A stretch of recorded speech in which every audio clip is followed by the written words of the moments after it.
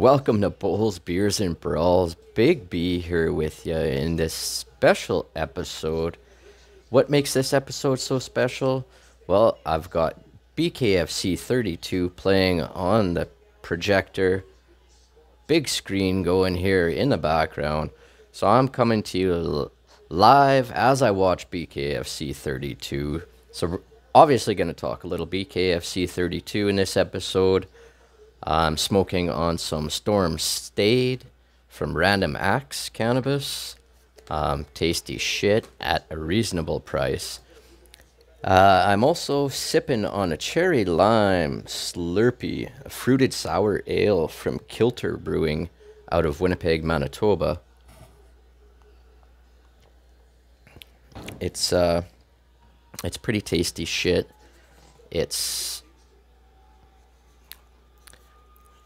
It's very cherry in color. Taste-wise, I'm a tiny bit disappointed in the taste-wise, but I'll get into that at a later segment when we check out B's Brew. Fully go into detail and my full review there. Thanks for joining me here. BKFC 32, as I said, playing on the big screen here in the studio. Just had a mini brawl after one of the bouts, actually. A dude named Grady, fighting dirty. First round, had a point taken away for headbutting. He was also warned about elbowing and his fingers. Just being a dirty prick, basically. Second round comes around and he throws another headbutt. The ref says, nope, this is it. You're fucking done. Disqualified him. And then after that, the two fighters kind of collided again, and a little bit of chaos ensued there. David Feldman jumped right in there. He had multiple commission members, security. They did a pretty good job at taming a situation that could have gotten crazily out of hand. That one's done. They're on to the next one here. I'm sorry I didn't catch the names of the dudes that are fighting now. But in the main event, we got Reggie Barnett. He's taking on Geane Herrera, and it's fixing to be an interesting match. Now, Barnett has a lot more bare-knuckle experience over his opponent here, Herrera, but from all the talk, like I haven't personally seen any of Herrera's matches, but from all the talk, is this dude's dangerous, so...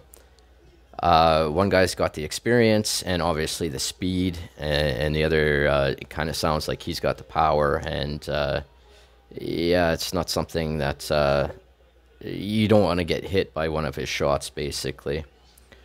So there we have it. Thanks for joining me once again here.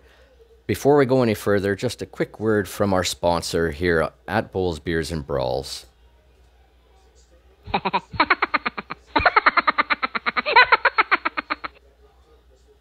Yeah, I got nothing. Not even Manscaped. Manscaped won't even support me here. Come on, Manscaped. Hook a brother up. Anyway, some news in the combat sports world here. We had Dan Hardy versus Diego Sanchez. They were supposed to box. Now, this was supposed to happen. This was supposed to go down originally, I believe, over the summer, in June or July. Got pushed back to November. The date was supposed to be, I believe, November 12th. And I can confirm through Dan Hardy on Twitter, via Twitter, that apparently the promotion canceled the event. So that's no longer happening. Bit of a bummer. Now, I do believe that Dan Hardy probably would have taken care of Diego Sanchez as far as boxing fairly easily. I mean, if you follow Dan Hardy on Instagram, for example, he's constantly got training, putting out training videos of him boxing, working his boxing training, hitting the bag. He's just, I believe he's miles ahead as far as boxing compared to Diego Sanchez. But it was still a scrap I wanted to see. More excited about seeing Dan Hardy return to combat sports than than maybe the matchup itself. I don't know. Regardless, we're gonna have to wait. Now, obviously, no news on if he's got anything else in the works. Oh, that last hoot made me pretty thirsty here. So I don't know. Hopefully we'll see something, and hopefully it'll be in boxing and not so much MMA for Dan Hardy's return. Time's ticking, though. I mean, there's got to be promotions out there that want to put him on cards. Just whether the price is right, I guess, is another question. What else do we have? We had Mark Hunt. Yeah, big boy Mark Hunt. Fucking, he boxed today. I don't even know the details, and I probably should have looked it up before talking about it, but it actually just popped in my head. I just happened to scrolling through Twitter earlier today, and saw a video of him demolishing apparently this undefeated dude in a boxing match. Knocked him out. The dude was taking heavy fucking shots from Hunt. That is absolutely insane. A little bit hard to watch near the end, actually, if you want me to be honest. But so he won that. And apparently, rumor is that that's going to be his last dance, kind of speak. So we have that. Other news. What else we got? We got Bobby Nash. Now this came out, I believe, last week, that he has signed with Bellator. So Bobby Nash finds a new home after the XFC collapse there. And he finds it in Bellator, which I think is going to be a really, really good fit for him. XFC was, I don't think the competition was quite there for him. And then UFC is, well, we know what the people that remember the people that remember him remember how bad his UFC run. But he's talked about that. He said, he was too young. He wasn't ready. It just wasn't the right time for him. So we'll see what he can do here in Bellator. Got to remember, he's coming off a nasty knee surgery. So hopefully we'll see him. It said 2023. So hopefully it'll be early 2023, and we can see the return of Nashty.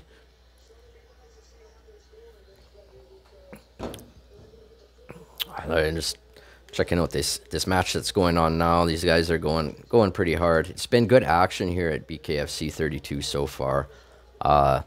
Knockouts, and then of course I said the headbutt disqualification with the mini brawl. It's been entertaining. It's always entertaining. BKFC 32 here's going down Orlando, Florida. So it's you can imagine the intensity that's going on there. What else we had? We had UFC Vegas, what was it, 63? Went down earlier tonight.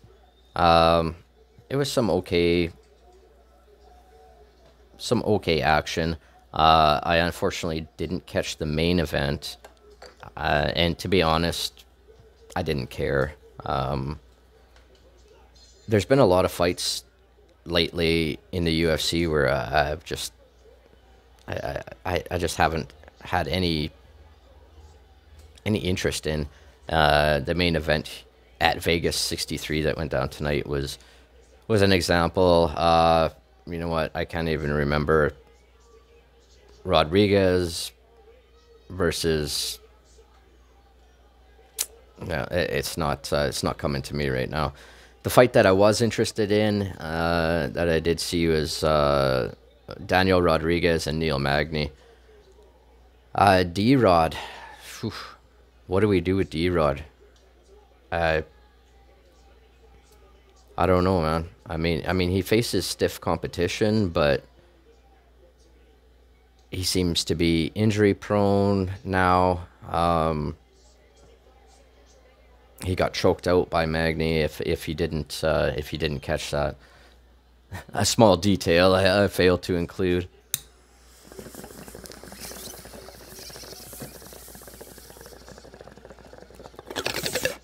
Smoking out of custom-made tumbler water bong made by Glitter Warrior Designs. Hit them up on Instagram, Facebook. She does some fantastic work. If whether you're looking for tumblers for hot drinks, for cold drinks, bongs, bunch of other knickknacks that are just amazing, amazing work over there at Glitter Warrior Designs. Hit them up if you're looking for them. She does ship throughout Canada and to the U.S. So that's also who made my my custom beer mug here. Speaking of beer, let's move on to the beer here, because we've got, like I said, the cherry lime Slurpee. It's hard to see with this fucking light, but a tart and fruity sour ale with a fresh blast of dark sweet cherry, lime, and vanilla. I can get the cherry and lime, but I'm not picking up the vanilla at the moment. Of course, smoking can affect, obviously, how you're tasting it as well, which I'm doing plenty of smoking. This beer is not as good as I had hoped it was going to be. It's not bad. It's not a bad beer. Not bad by any means. I had just hoped for better. You know, I had a cherry. It wasn't a sour, but it was a cherry. I don't know if it was a cherry ale, some kind of cherry. It was from a brewery out of, I believe they're definitely out of Quebec. I don't know if it was Montreal. I think it was Montreal. Ephemere. They had the Ephemere, and they had a cherry, and it was absolutely amazing. You know, you could only get it in this variety pack where you had to buy a case of variety, which some of them are really good, which wasn't a problem. The big problem is you only got 2 fucking cherry, and you couldn't get anything else other than that, outside of Quebec anyway. And nothing that has the word cherry has ever compared to that, and it's a shame. I haven't seen that around in years. Last I heard, they're not really in business anymore. Pardon me, I shouldn't say that they're not in business. It's just that line of beers they're not producing anymore at this moment, which is really too bad. Overall, I don't know, out of 5, I'd probably give this one a 3. Would I buy it again? Honestly, probably not. There's so many fucking sour choices out there at the moment. It's just not one that sticks out to me, saying that I would buy it again. 3 out of 5. 3 out of 5 beers on Beers Brew. What can I say? Definitely gonna finish drinking it while we're waiting for the main event, and we'll catch you soon.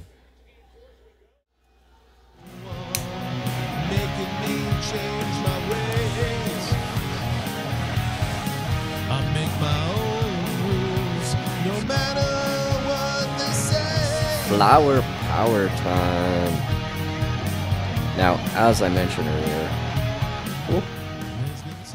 that Habib pipe is absolutely fantastic. I don't know why it's made upside down, but it is. But it works absolutely fucking beautifully. Get a huge fucking hoot. Oh. Brr. Anyway, back to Flower Power. As I mentioned, I'm smoking on some Storm Stayed, it's called, from Random Acts. I don't know if the camera can really pick that up. Now it's just over 20% THC.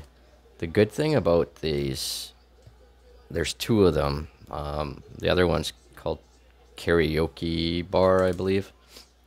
Same thing from Random Acts, and that one's, I believe, a percent or 2 higher in THC.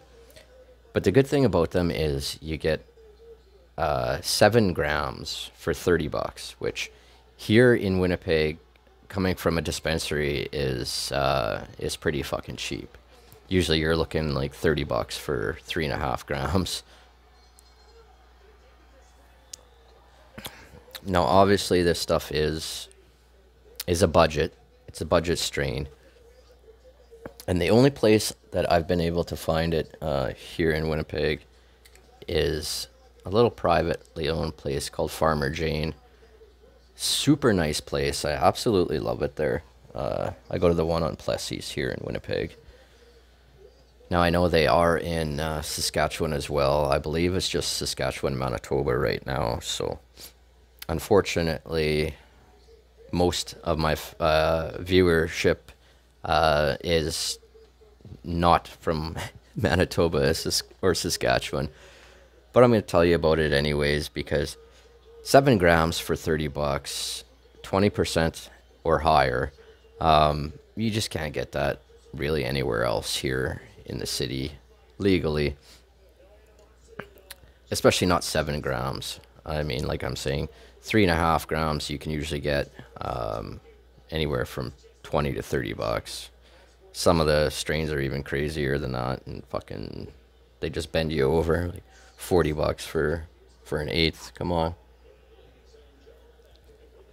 But Farmer Jane has a good selection.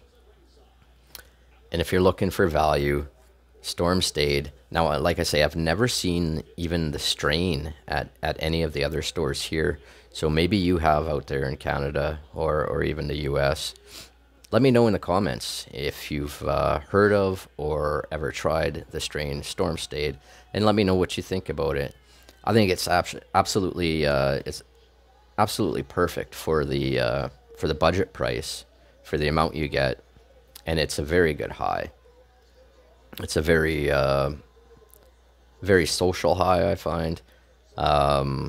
Chit chatty, as you may find. I'm rambling away here, but that's okay. Storm Stayed from Random Acts.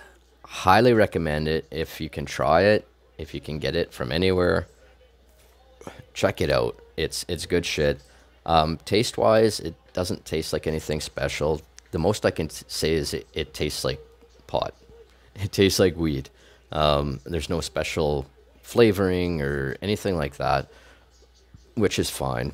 Now, what I have done is what is really good with it is make a little blunt out of it, with that little bit of cigar wrapping and stuff like that. It absolutely magnifies. It does something to the taste. It changes the taste completely, and it's very good. Storm Stayed from Random Acts. I'm gonna give this a 4. I'll give it a 4 out of 5. For the high that you get, for the price that you pay, for the amount that you get, it's a good deal. Absolutely good deal, and it's vastly improved from when it first came out. When it first came out, I bought a bag of the karaoke bar, and it tastes like fucking hay. The taste was terrible, but it got you super high, so it was give and take, right?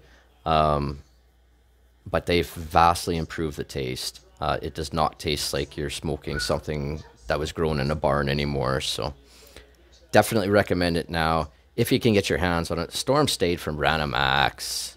Do it. All right, so here we are, main event, BKFC 32. We got both fighters in a squared circle now. Buddy's about to bust a nut announcing the main event. I'm surprised he probably needs a week or 2 off after announcing an event, because it sounds like he just fucking rips the shit out of his throat. Anyway, here we go. Now, unfortunately, I can't show you the video. I can't show you the fight. BKFC doesn't fucking play around when it comes to copyright shit. I've found that out in the past. I can't afford any copyright strikes, so unfortunately, it's just going to be me talking you through the fight here. But hey, let's have some hoots and let's enjoy. So we got Geane Herrera. Now, he's 1-0, BKFC. This is where, I was talking earlier about the experience factor. Herrera, 1-0. And on the other side, we got Reggie Barnett Jr. This is his 10th fucking bare knuckle match. 10th already. That's insane. I believe his record is 7-2. When I had looked earlier, BKFC had him listed at 7-1. So, I mean, sometimes the bare knuckle stats are still being structured. Let's put it that way. It's better. The site for the stats is better than it was in the past, but there's still a big discrepancy between what you see on the BKFC site and what you'd see on something like Tapology. So it's like, well, which do you go with? Half the time one's right, the other half the other's right. So, but BKFC, I did notice they are doing a good job at improving that. So props to them here. So Reggie Barnett just being announced now. Now it is worth noting, not that it means anything really in this fight, but Barnett does hold the bantamweight interim belt right now. So nothing on the line as far as a belt here, but obviously a huge fight for both men. I mean, Barnett's got a if he gets beat here, oh, big shot by Barnett right off the hop here, big left. So here we go. These guys are scrapping. Word on the street is, oh no, Barnett just got hurt. He fell down. I'm not sure what happened. I think he got poked in the eye. Yeah, it's a fucking eye poke. Barnett's saying he's okay. He's back up, but take a little bit of time and make sure he can see here.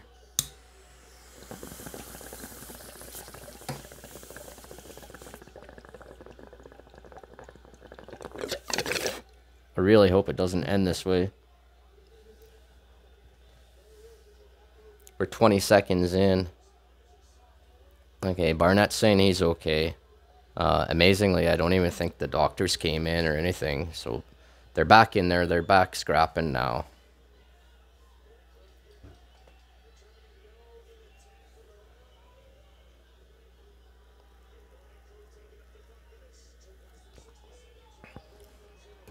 Both men have incredible speed. I mean, we're talking bantamweight, right? Smaller weight class, higher the speed, generally how it goes. Whoa, big left landed there by Herrera. Herrera's actually looking pretty good. I mean, he's continuously going after Barnett. Let's see what the gas tank is like, because word, as I was saying before, the eye poke, word on the street is Barnett wanted to try and drag this one out a little bit. He was figuring Herrera was going to come out and want to try and finish it right away. Which both men are keeping a fairly good pace here. Nothing insane. What? Barnett's claiming another eye poke here. Timeout called with 30 seconds left in the first. What the fuck is going on tonight with these eye pokes and headbutts and elbows? Is a full moon out there in Orlando or what? I mean, come on, we don't want to see the fight end like this. Second eye poke within a 2-minute fucking span here. That should be a point taken away from Herrera. Nothing signaled yet.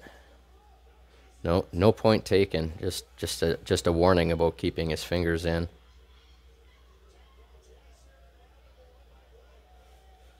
Nice left there landed by Barnett.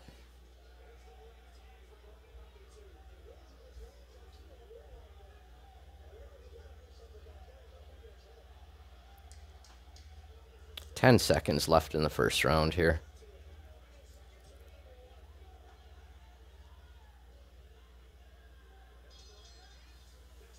Intense first round. Barnett's got some swelling on one of his eyes here. I'm not sure if that's from a punch landed or from one of the eye pokes. One of the two fucking eye pokes. I can't believe there hadn't been a point taken away from Herrera. I mean, one eye poke deserves a warning. Two eye pokes in one round deserves a point taken away, in my opinion. But I'm not there, and my opinion doesn't really fucking matter. No points taken away. I don't even want to begin to score that round. I'm at a loss with that. A very, very close round.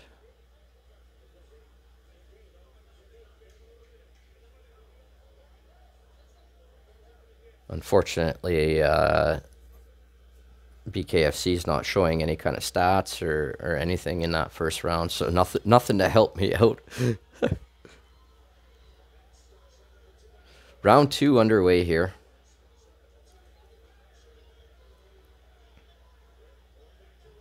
Barnett showing his speed and landing that left hand again. Barnett must see something here because he keeps continuously landing this left hand.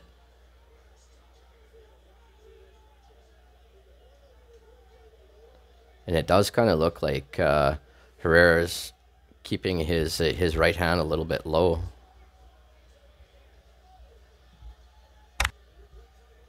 I'd really like to see Barnett mix it up a little bit here and maybe try a body shot or something too, just to mix it up. Nice jabs here landing by Barnett.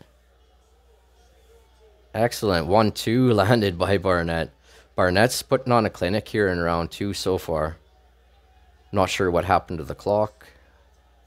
It's not up on the screen, so hopefully BKFC gets that sorted out right away.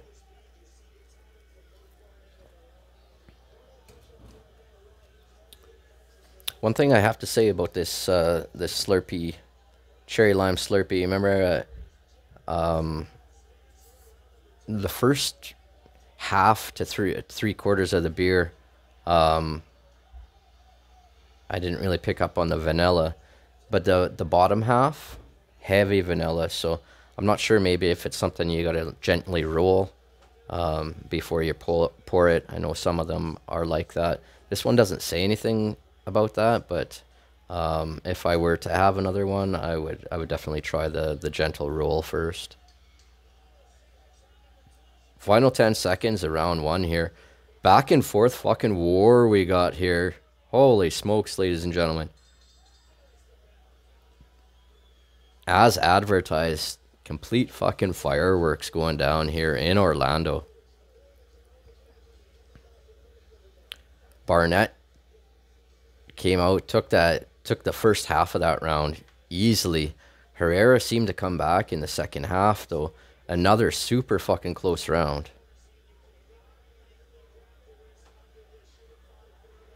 Oh, they're just showing that Barnett actually grabbed the wrist of Herrera to land a shot, which is obviously not allowed. Something that was missed by the referee.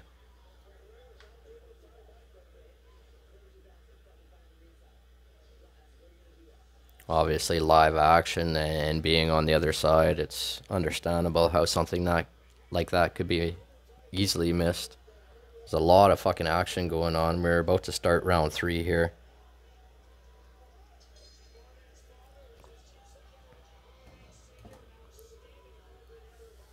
Let's see who's gonna break first, folks. Barnett trying for a body shot, just out of range though. Nice jab thrown by Barnett.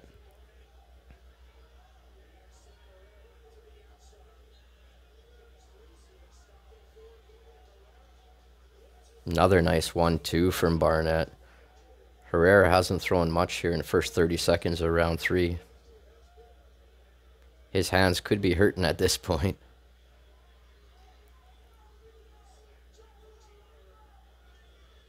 Oh, a big right thrown by Herrera, just over the top.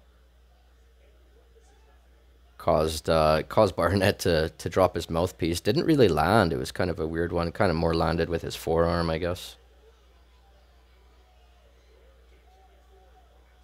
The inside of his forearm over top. It was, the accuracy was definitely off on that one. Funny that it actually knocked his mouthpiece out though. 45 seconds left here in the third round. Barnett's starting to pick it up. Oh, nice right hand landed by Barnett. Snapped the head back of Herrera. Herrera seems to be as tough as they fucking come here, though. Still trying to march forward. Barnett's picking him off here, though. 15 seconds left in the third round here. I would say this is Barnett's round by far.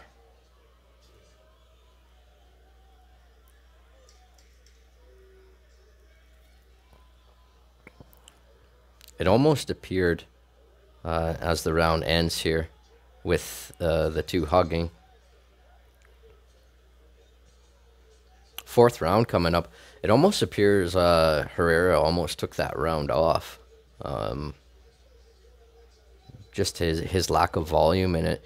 He was still trying to march forward, but his lack of punches makes me wonder if his arms are gassed, if his hands are hurting. I don't know. Barnett's looking really fucking tired here in the corner, though. They're not showing Herrera yet. Barnett's looking fucking tired. Here's Herrera. They're showing him now. He's got a cut over his left eye. Looks like a small cut at the moment. I'll have to keep an eye on that through round 4.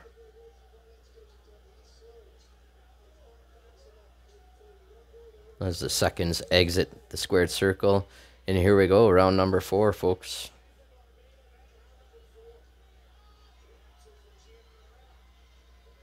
This has been non-stop action. Props to both men, to BKFC. Been a great event so far. I'm not sure what happened here. Another timeout's been called.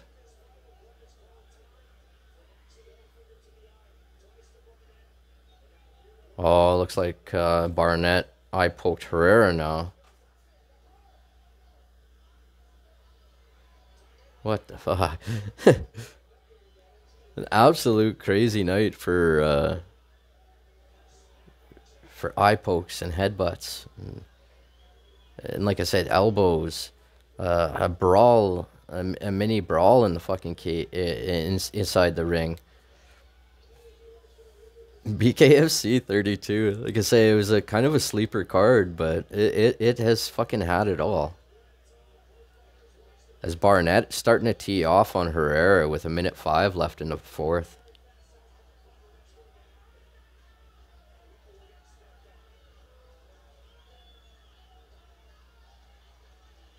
Herrera with a nice uppercut. Lands flush to the face of Barnett. Nice left from Herrera. Herrera starting to throw again now. He's got Barnett backing up.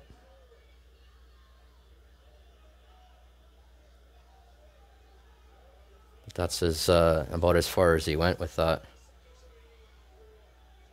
As we're down to 25 seconds left.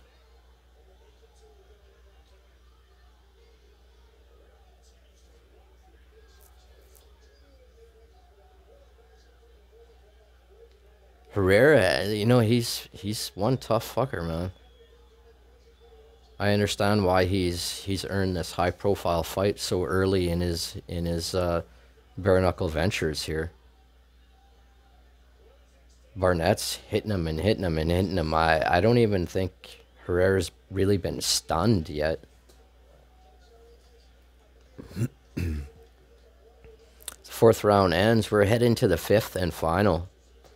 Ben Rothwell in the house. Big Ben. Can't wait to see him back in the squared circle there. What a debut he had. My goodness. Super interested to see who they line him up with.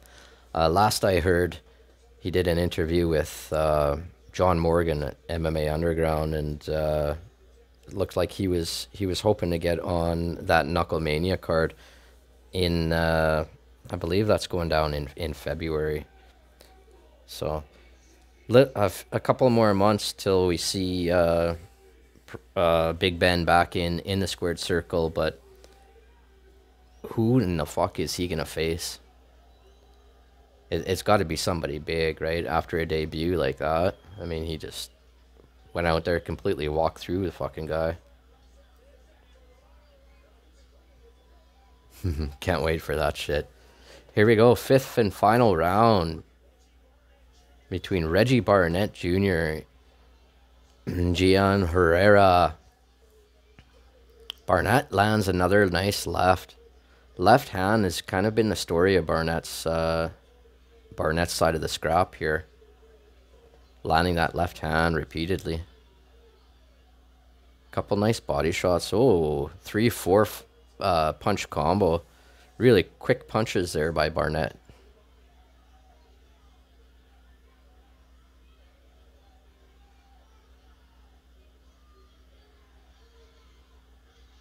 Herrera's not fighting like a guy that thinks he's behind on the cards here. We have what, a minute 5 left in the final round, and he's just not. He's still coming forward, but he's just not throwing much. Barnett's just overwhelming him here with volume. Obviously not knockout power volume. You know, he almost reminds me of like a Nate Diaz, where he'll just hit you repeatedly, and you know, nothing that necessarily has huge power, but just peppers the shit out of your face, right?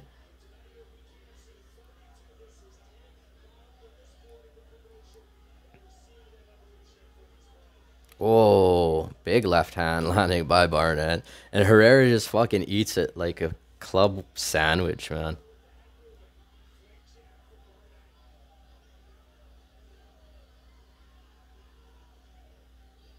Here we go. We're down to the final 10 here in this fight.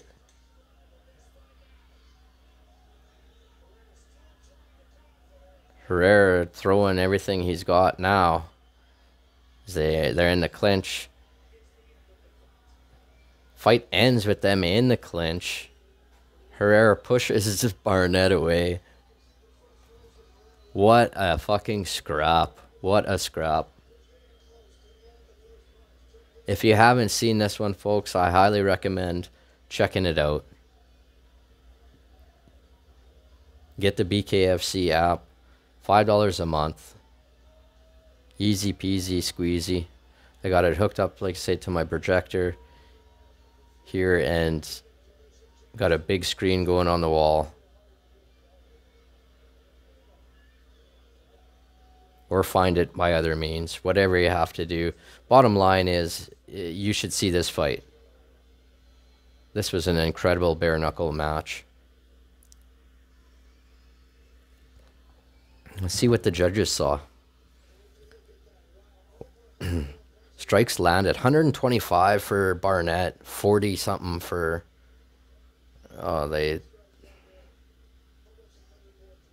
they're ripping through these fucking stats.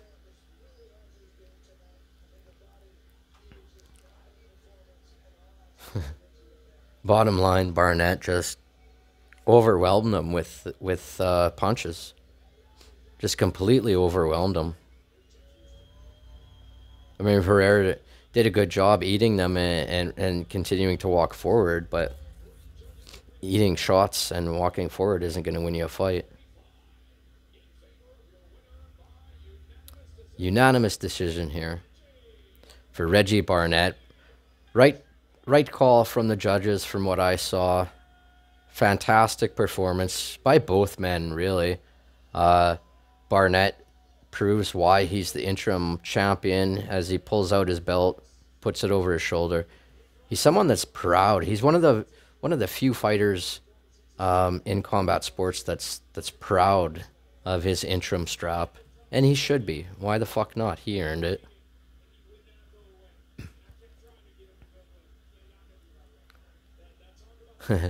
Post-fight interview here, Barnett was just saying how tough Herrera was. Said he hit him with everything. He would just not go away.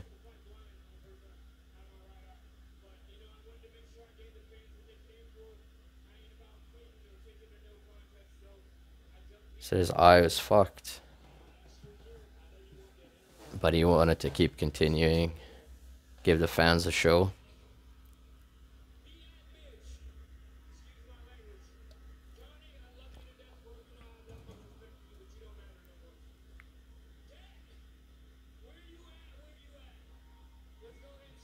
Oh, yeah, Reggie Barnett's calling out Dat Noon.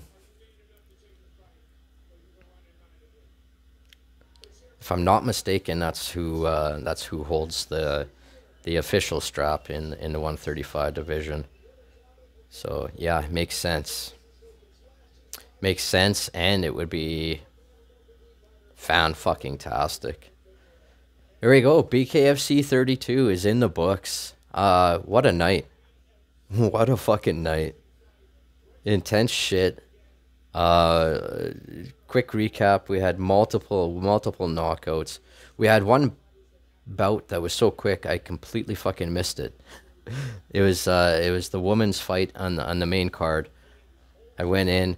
By the time I got back out from taking a piss, getting a little snack because I had the munchies going a little bit, and I come back out. No idea what happened. The fight was over. They were already advertising other shit. Crazy stuff from eye pokes, headbutts, brawls in the fucking ring. David Feldman announced like 100 fucking, what seemed like 100 shows that they have planned. Going to new places, expanding. Awesome stuff from BKFC as always. Thanks for joining me on Bowls, Beers, and Brawls. Till next time, everybody. Take care and peace. I think the trip that fumbled over the train. I ride and wonder how we had all these things. I remember the time.